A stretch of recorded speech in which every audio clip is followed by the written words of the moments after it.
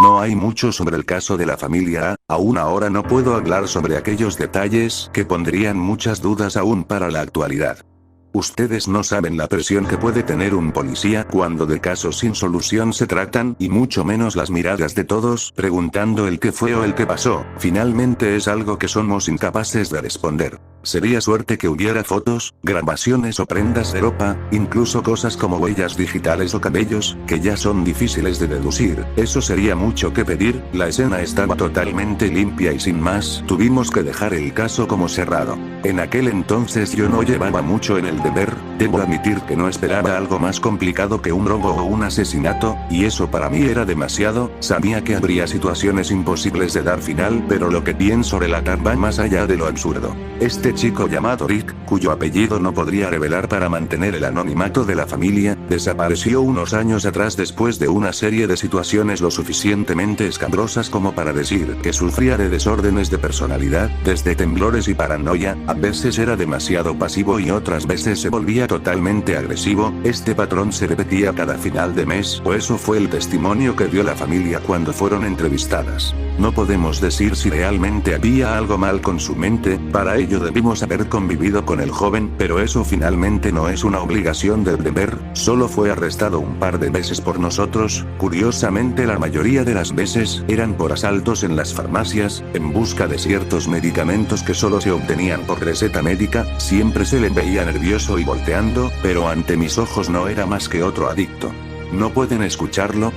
Recuerdo sus palabras de aquel entonces, se repetían cuando lo interrogamos después de su tercer arresto, ¿por qué no pueden escucharlo? Cualquiera con un poco de juicio lo hubiera mandado al manicomio, pero no sabría decir las razones por las que su familia dudaba, no debo dormir. Debo fingir que duermo. A decir verdad me daba escalofríos al solo pensar quedarme a solas con ese joven, aunque nunca había mostrado resistencia ante un arresto o nunca había mostrado una actitud violenta hacia nosotros, siendo tan solo un menor de edad, ¿qué peligro podría representar? Eso era lo que la razón me decía, pero su actitud me hacía pensar que era impredecible ante cualquier estímulo.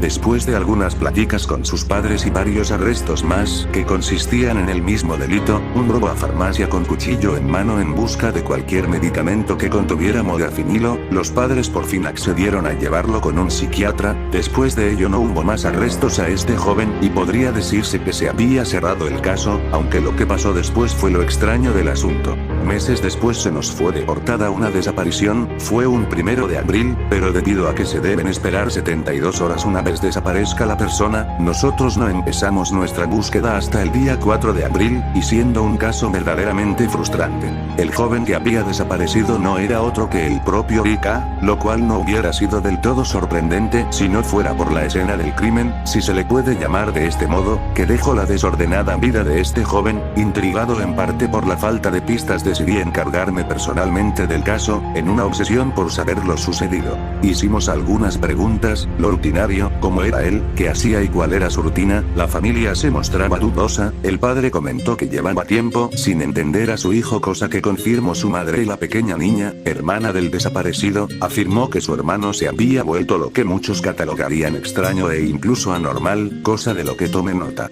Rick se levantaba a las 7 de la mañana e iba al colegio, preparatoria para ser exactos, salía a las 2 de la tarde, después de eso volvía a casa sin platicar con alguien, su familia afirmó que se había vuelto algo antisocial, e inclusive arisco con las otras personas, por ello después entraba a su casa, su padre y madre estarían en el trabajo por lo que él llegaría a buscar algo de comida y estar un rato con su hermana pequeña, después él se encerraría en su cuarto y no saldría hasta el día siguiente. Se afirmó que su actitud extraña empezó hace más de un año, antes siendo él un joven normal, que era parte de un grupo social y salía más seguido, pero algún evento se presentó por los meses de enero y febrero del año pasado que hizo que él cambiara su personalidad abruptamente, empezando a aislarse y a dormir temprano, volviéndose sumamente sospechoso cada final de mes, por lo que decían, había un patrón.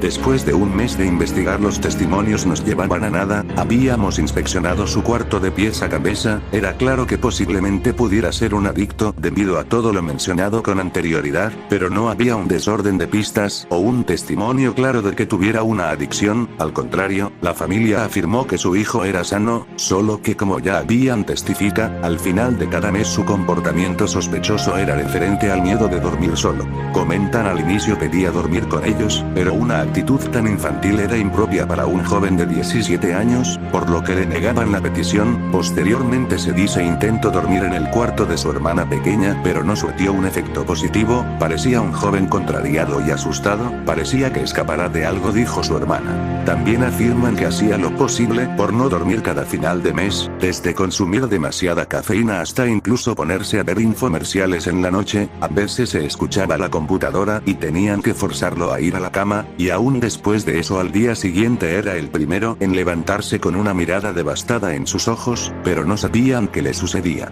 Para este punto podría pensarse que quizás había alguien detrás o simplemente estábamos tratando con alguien que sufre esquizofrenia. Aún así había demasiados cabos sueltos que se repetían en un patrón. ¿Por qué cada fin de mes? ¿Por qué esa necesidad de no dormir? ¿Por qué ese inexplicable miedo?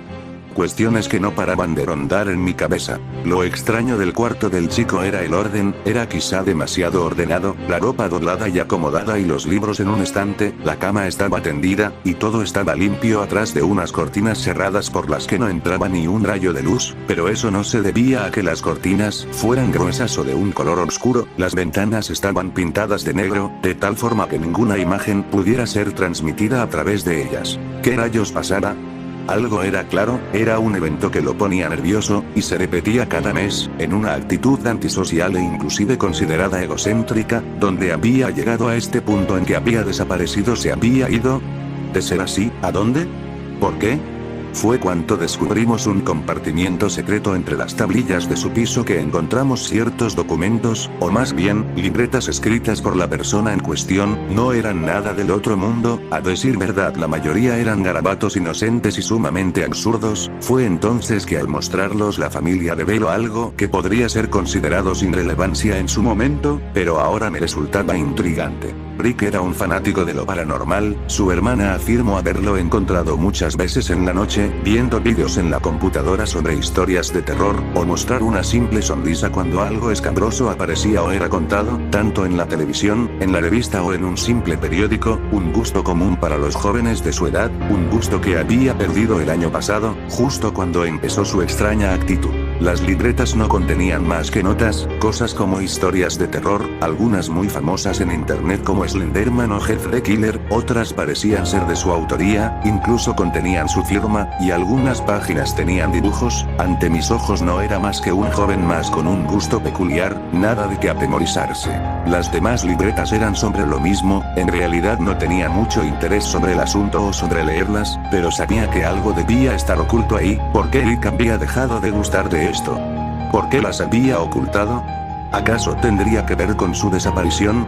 Pensando sobre ello decidí llevarme el material a casa y empezar a leer página por página de toda esa recopilación de historias de terror, aunque no sabría bien qué sería lo que encontraría. Repito que no tenía ningún interés, por lo que esto se me mostró como algo tedioso. Leí cada historia que me fue posible, sin sentir ninguna emoción, pasé página por página tratando incluso de ver si había un patrón de letras, como un mensaje oculto, aunque eso sería ser demasiado paranoico o esperar alguna escena de tipo película en la que el detective encuentra un misterio digno de terror, pero lamento informar no fue así. Parecía que Rick clasificaba cada anécdota por libreta, una era exclusiva de historias de entes o seres sobrenaturales, otra daba lugar a investigaciones no concluidas sobre lugares que podrían considerarse malditos, otra era referente a objetos y otra era sobre sus experiencias. Esta última libreta no tenía ninguna peculiaridad, tenía muy pocas páginas y escribía sobre lo que él había considerado extraño, excitante y paranormal, aunque no como un diario. No contenía fechas ni orden, y la forma en que estaba redactada daba la idea más bien de que él no era más que un simple espectador. Entonces uno pensaría que no había nada extraño, pero algunas páginas me llamaban la atención, decían pruebas y ponían un título, así entre paréntesis ponía que libreta abrir y que buscar.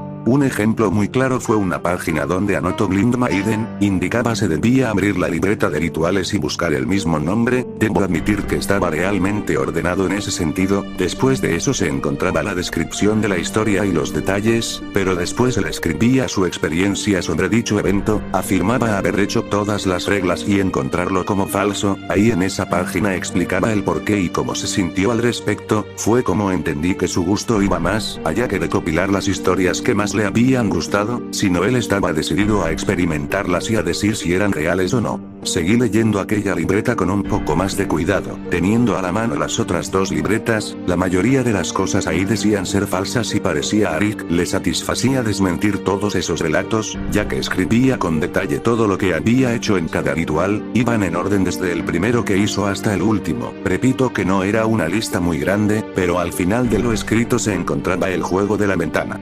No me llamó mucho la atención el título, pero la palabra ventana era una palabra clave en mi investigación. Después de ver lo que estaba en su cuarto, pintada de negro, uno no evitaría preguntarse por qué.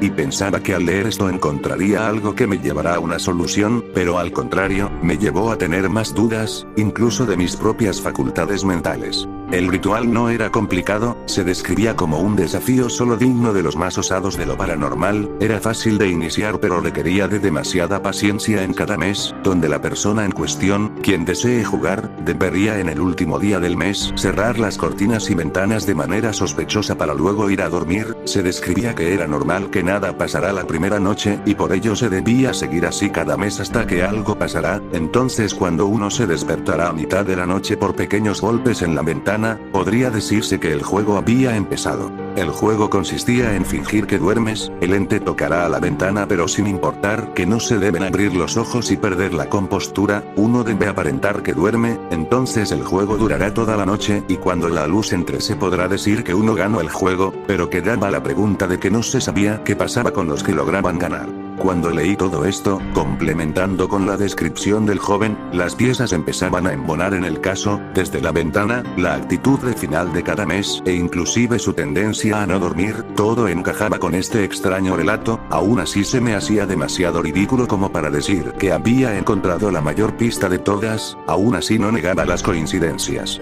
Nuevamente en la libreta se relataba su experiencia, donde afirmaba que de no funcionar en menos de 12 meses dejaría de intentar, así narraba lo aburrido que era. Llegó a escribir el mes y poner a su lado las palabras sin novedad, al final aparecía el mes de febrero, lo escrito al lado no era nada anormal, a no ser que la letra se veía viciada, como si al escribir él hubiera sufrido algún tipo de temblor o problemas para sostener la pluma. Decía fallé, fue todo lo que se obtuvo de esa libreta. Después de eso no hubo nada más escrito. Después de eso, mencioné lo encontrado a la familia, los padres se mostraron escépticos y no los culpaba, ni yo sabía que estaba intentando decirles. Aún así la hermana del susodicho se mostró interesada, quizás por la edad, supongo que para gente tan joven esto es una novedad, un caso muy claro Rick. La chiquilla montó ciertas preguntas sobre lo que escribió su hermano, no le di mucho detalle, puesto no había mucho que comentar, pero comenté a ella y a sus padres sobre su experiencia escrita sobre el juego de la ventana, tratando de aclarar si esto no podría representar algún indicio de desorden mental en su hijo. Debo admitir que desaté la furia de los padres.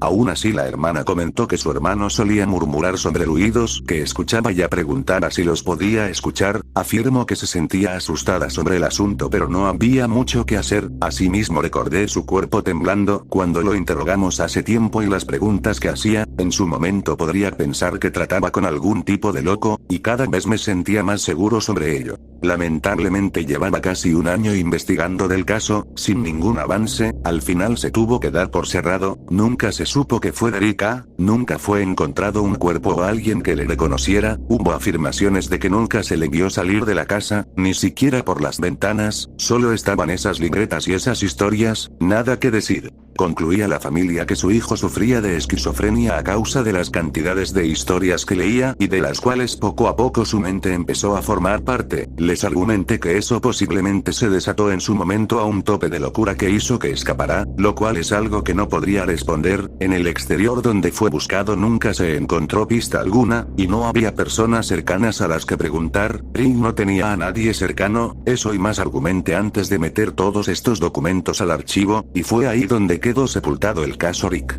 Han pasado algunos años desde eso, y yo lo había olvidado como un caso extraño, ya no tenía mucho interés de saber la verdad, hasta yo como policía sabía que había cosas donde uno nunca debía meter sus narices porque las respuestas nunca serían claras, así que decidí continuar mi vida. Pero hace unos días, antier, tuve que reabrir para mí mismo estos archivos, un compañero del trabajo ha quedado a cargo de un extraño caso, no me sorprendería y por lo general no me interpondría a no ser que es la familia a quien está involucrada, el caso es la desaparición de su hija Marga, la hermana menor de Rick. Un nuevo caso se ha abierto, llevando el nombre de la joven, las situaciones son las mismas y por lo que sé los padres están completamente devastados, la única pista es una nota que dice nunca más,